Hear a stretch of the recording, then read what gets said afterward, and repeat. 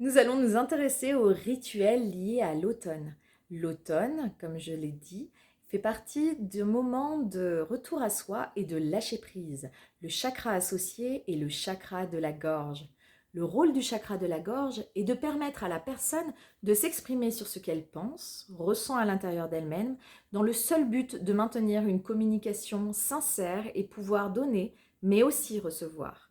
Il permet de confronter sa vision à la réalité de la vie et enfin de pouvoir lâcher prise.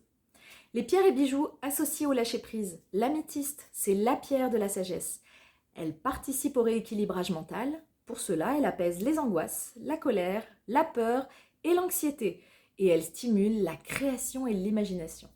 Elle élimine également les cauchemars tout en permettant d'éclaircir les rêves. Nous avons la tourmaline. Elle calme le système nerveux et les émotions. Elle apporte une énergie vivifiante de croissance et d'expansion au corps émotionnel. Elle peut aider une personne à devenir moins inhibée et plus expressive.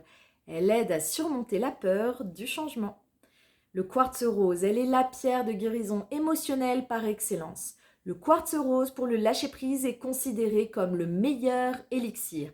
Il vous aidera à trouver le pardon et à mettre fin à la rage, la colère et l'attachement. Le quartz rose peut te faire sentir satisfait en laissant partir les blessures du passé. Il y a la méditation. Méditer pour lâcher prise. Voici la méditation que je te propose. Seulement 5 minutes pour toi afin de te libérer. À écouter dans les transports ou bien au travail ou avant d'aller chercher les enfants à l'école par exemple. Tu trouveras le lien YouTube dans la description de cette vidéo. Autre rituel de bien-être. Sors faire une balade dans la nature, dans un parc, dans une forêt. Je ne te le répéterai jamais assez, la connexion à la nature est primordiale et une ressource bien trop sous-estimée tout au long de l'année. Au fil de ta promenade, ramasse un objet de la nature, marron, cailloux, feuilles, branches, place-y à l'intérieur tout ce qui te pèse. À la fin de ta promenade, enterre-le et remercie la terre-mère, l'univers, qu'importe l'entité invoquée, pour la transformation et la libération de ton fardeau. Rentre, accorde-toi un moment de bien-être rien qu'à toi. Écoute ton morceau de musique préféré, prends une douche chaude, fais-toi un masque, un gommage, prends un bon bain. Bois une tisane et mange un morceau de chocolat ou un fruit de saison bien sucré en remerciant pour ce plaisir et cette abondance. Et en te remerciant de t'offrir ce moment de bilan. Donne quelque chose qui ne te sert plus ou offre un remerciement ou un compliment à quelqu'un. Tout cela, ce sont des rituels très simples, très à propos en automne et à la portée de tout le monde. Cela permet de marquer ce passage de saison en se faisant du bien.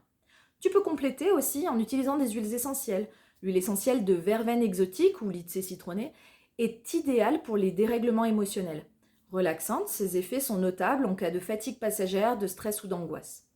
L'huile essentielle de bergamote, elle est apaisante, tu peux l'utiliser si tu souffres d'angoisse, d'insomnie ou de troubles de l'humeur. Elle offre également des vertus digestives intéressantes. En diffusion, elle assainit l'air tout en apportant une odeur légère et citronnée. Si tu apprécies son goût d'agrumes, tu peux l'incorporer à des recettes sucrées par exemple. L'huile essentielle de petits grains bigaradier pour finir, elle favorise l'apaisement et la détente. Les huiles essentielles sont à utiliser dans des conditions parfaites de compréhension. Je te laisse avec tous ces rituels et toutes ces connaissances pour te faire du bien.